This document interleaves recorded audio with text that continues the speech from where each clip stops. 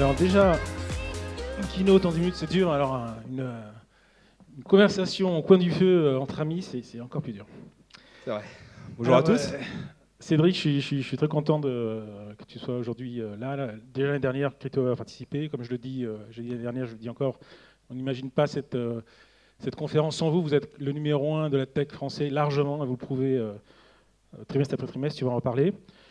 Tu as une longue carrière, toi aussi, comme d'autres comme moi, dans le digital. Tu as travaillé chez NetBooster, on a été concurrents, puis on a été partenaire chez MSN et chez Google, tu as dirigé la stratégie Display Search. Pourquoi passer chez Criteo? Comment est-ce que tu as vu les choses de l'intérieur? Voilà, je pense que c'est intéressant de ce point de vue. C'est vrai, c'est une question qui m'a été pas mal posée. Pourquoi passer de Google à Criteo? La première raison, c'est déjà, c'était la fierté de bosser pour un groupe international français, donc il y a un peu ce côté un peu cocorico. Et également, je pense que d'un point de vue similitude avec Google, de retrouver un engouement pour l'innovation, un cycle de l'innovation qui est très fort, avec une logique de start-up. Donc même si aujourd'hui Criteo, c'est un groupe on a un peu plus de 2200 employés dans le monde, on fait plus d'1 milliard de dollars de chiffre d'affaires, donc c'est un gros groupe, mais on a gardé cette flexibilité, cette agilité, ce côté un peu malin, et cette approche un peu du fail-fast, donc d'identifier des opportunités, d'écouter nos clients, et de tester des choses, et à partir du moment où on trouve un peu de traction, de développer et de pouvoir scaler. Donc c'est vraiment ce côté-là qui est très, très similaire à Google, qu'on retrouve chez Criteo. Alors j'attaque tout de suite sur un sujet maintenant délicat, qui est celui de l'adblocking. C'était une grande crise l'année dernière, ça continue en fait, on en parle moins, mais c'est toujours aussi grave, voire plus grave. Vous avez fait le choix de signer avec IO, qui est l'éditeur AdBlock Plus. Est-ce que c'était pas un peu facile? Est-ce que vous avez vraiment aidé l'industrie en faisant ça? Quelle est votre position? Quelle est votre expérience avec IO? Je pense qu'elle est significative et intéressante. Je vois que tu vas dans le dur. Vas-y. Oui, effectivement, c'est une position qu'on a prise. Je pense que pour répondre à cette question, il faut aussi se poser la question de quels sont les choix, quelles sont les options qui s'offrent à nous. La première, c'était de rien faire. Donc il y a quand même 200 millions de consommateurs aujourd'hui qui utilisent un adblocker. La deuxième option, c'est de faire le choix du bloqueur d'adblocker. Et la troisième option, c'est de travailler avec AIO. Donc forcément, ne rien faire, ce n'est pas une option. Aujourd'hui, heureusement, il y a une initiative qui est coordonnée par le GEST et prise par la plupart des éditeurs d'informer les consommateurs sur la raison pour laquelle il est important de respecter un échange, cet échange un peu de temps d'exposition à une publicité pour pouvoir avoir accès à des contenus gratuits et de qualité. Mais une étude récente montre quand même que 70% des consommateurs ne sont pas d'accord avec cette affirmation. Et pour eux, ils pensent que d'utiliser un adblocker, ça ne va pas déstabiliser cet échange et ça ne les empêchera pas d'avoir accès à du contenu gratuit. Donc je pense qu'il y a un gros effort qui doit être fait encore là-dessus. Très rapidement, que penser d'IO? Parce qu'on entend parler, pas forcément de manière très positive. J'entends certains colibés à leur sujet. Quelle est votre expérience? Je ne sais pas si c'est de l'expérience, mais c'est plus un constat. Je pense que IO existe aujourd'hui parce qu'il y a un manque de régulation sur le marché.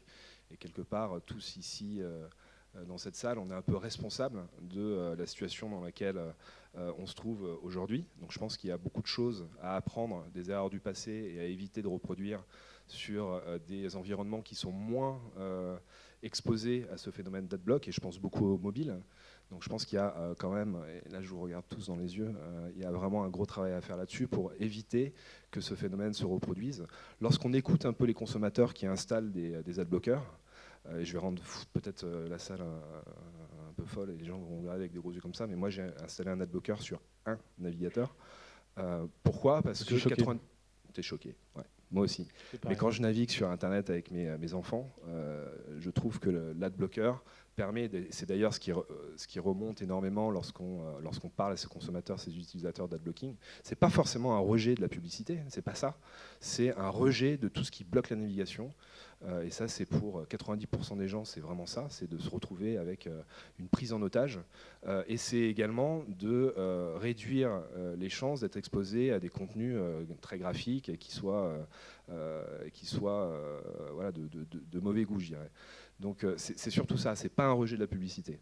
Donc la position qu'on prend, c'est, et quand on a décidé de travailler avec EIO, c'était aussi parce qu'on voulait trouver une solution qui nous permette de proposer aux éditeurs avec lesquels on travaille une solution de monétisation sur des audiences qui sont adblockées, qui permettent d'aider l'éditeur à amorcer ce principe de vase communicant entre de la monétisation sur des espaces qui sont adbloqués pour pouvoir potentiellement réduire une dépendance à des formats que des annonceurs qualifieraient d'impactants et que les consommateurs peuvent qualifier d'intrusifs, et de pouvoir justement financer cette transition-là. Donc ça, c'est le premier parti pris. Le second, c'est de respecter les consommateurs. D'utiliser un bloqueur d'adblocker, forcément, c'est d'aller à l'encontre de la volonté du consommateur. Et pour moi, ce n'est pas une solution. On est toujours dans cette logique de respecter l'écosystème dans lequel on est, chez Criteo. Et dans cet écosystème, il y a bien entendu le consommateur. Et c'est pour ça que depuis 2008, on propose sur tous les formats publicitaires qu'on diffuse. Donc chaque jour, on va diffuser jusqu'à 3 milliards d'impressions publicitaires. On va proposer cette icône à choice qui permet d'avoir une bonne lecture de l'utilisation de la donnée et de permettre aux consommateurs de prendre le contrôle et de décider potentiellement de ne plus recevoir les publicités de Criteo.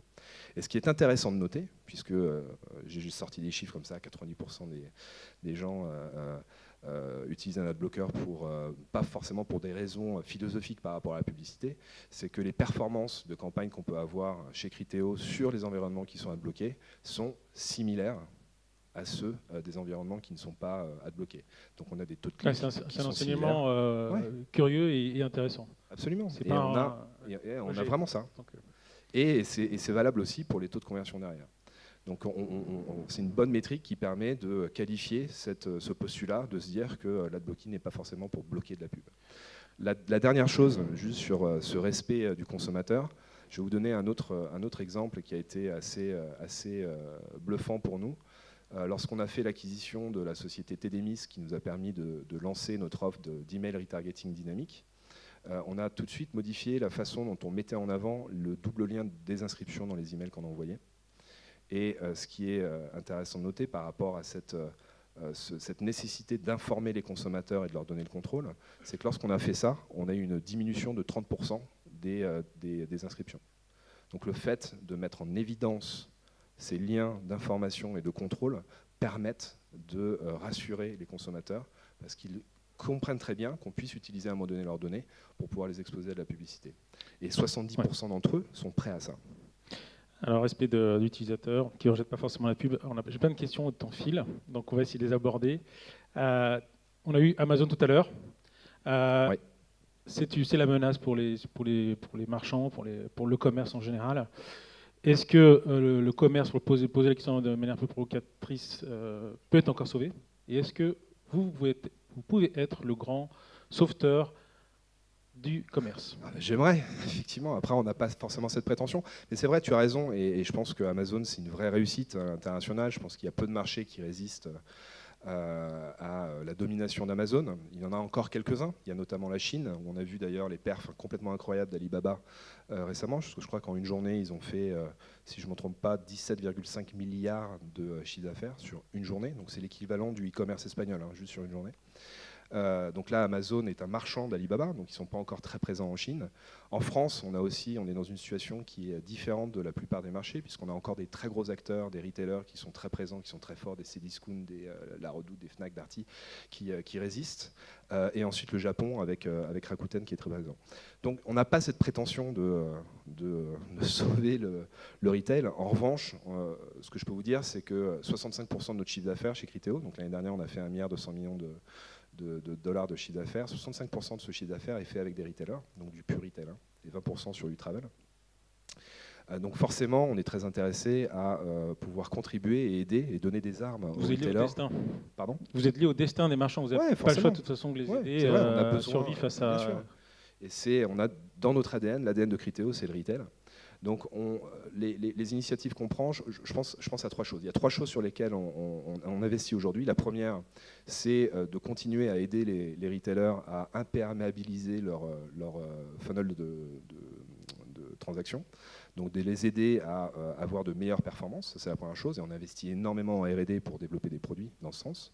La seconde, c'est d'essayer de répondre à des problématiques actuelles de lisibilité du parcours des consommateurs. Donc on a lancé il y a un peu plus d'un an notre Cross-Device Graph en coopération avec ses clients. Donc aujourd'hui on a 13 000 clients dans le monde, 70% de nos clients nous transmettent une petite partie de leurs données pour pouvoir bénéficier de la donnée globale et de pouvoir lier ces différents devices pour avoir une meilleure lecture. Et là, on a le projet, par rapport à ça, de pouvoir redonner cette donnée aux retailers pour qu'ils puissent utiliser cette donnée à des fins de reporting cross-device, afin de pouvoir injecter ça dans leur DMP, leurs outils d'attribution, pour avoir une attribution cross-device, mais aussi pour pouvoir personnaliser l'expérience client. On parle beaucoup d'expérience client et de personnalisation, afin d'améliorer les perfs. Et le troisième angle sur lequel on investit, on a fait récemment l'acquisition d'une société américaine qui s'appelle Hooklogic. On a investi 250 millions de dollars dans cette société. Et Hooklogic permet de reproduire ce qu'Amazon fait avec beaucoup de talent, c'est de pouvoir, c'est de la tête de gondole programmatique. Donc typiquement, vous prenez un retailer aujourd'hui, un consommateur qui s'exprime, il exprime une intention dans une boîte de recherche, de pouvoir proposer à des marques de CPG, de FMCG, de Consumer Electronics, de pouvoir acheter de la visibilité sur les sites retailers qui distribuent leurs marques, leurs produits, et ce de façon programmatique, avec un système d'enchères. Donc pour une marque comme Samsung, de faire la promotion de son téléviseur lorsqu'un consommateur va taper la requête téléviseur écran plat sur son site de retail préféré. Ce qui permet au retailer d'avoir une ligne de monétisation supplémentaire qui peut ensuite réinjecter dans l'expérience client, dans le service, dans les prix. Ouais, c'est joué sur les deux fronts comme Amazon en fait. On a vraiment plus de temps. J'ai quand même une question. Je parle beaucoup, c'est ça? Mais c'est très bien et j'ai envie de continuer cette conversation, mais il faut arrêter. C'est peut-être le dernier Q3 a été exceptionnel, extrêmement bon, très rapide là-dessus. Donc très rapide. Très rapide. Ouais, donc on a fait 427 millions de dollars de chiffre d'affaires, quand l'année dernière on a fait 1,2 milliard, donc en croissance de 30%. On a 1000 nouveaux clients, donc on est passé de 12 000 à 13 000 clients en un trimestre, 57% de notre chiffre d'affaires sur du mobile, donc c'est en très forte croissance aussi. Et aujourd'hui on travaille avec 17 500 éditeurs dans le monde, avec lesquels on a des relations directes.